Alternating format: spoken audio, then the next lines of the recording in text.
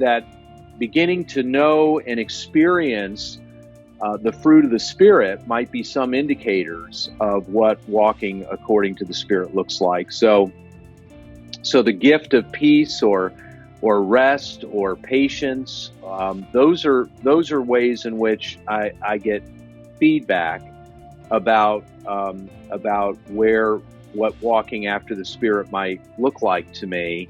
There's a perfect rest for the people of God. So part of practicing that for me, when you're asking about examples about what to do, that I still use an old school day timer. I still write stuff down and have a to-do list from that, and that's helpful for me from a practical standpoint. But what I can also practically do and choose about is offer that list to God, and really this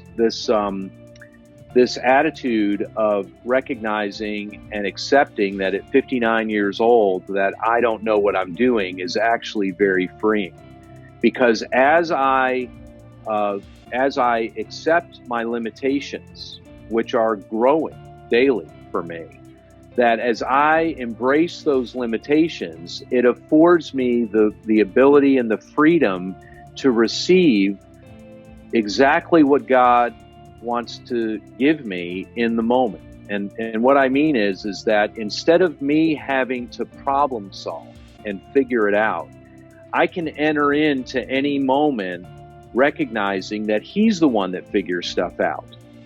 And so practically what begins to happen for me is I start to realize that He gives me thoughts and ideas that are not generated by my own attempts to try to come up with something.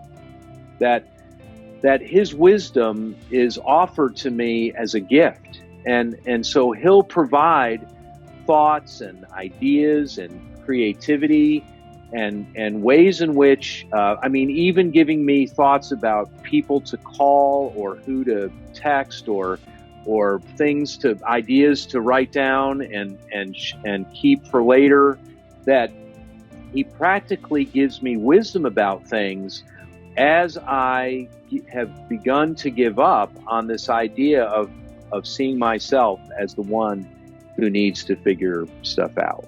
So I guess the beginning of it for me is realizing that I'm not the one who figures stuff out.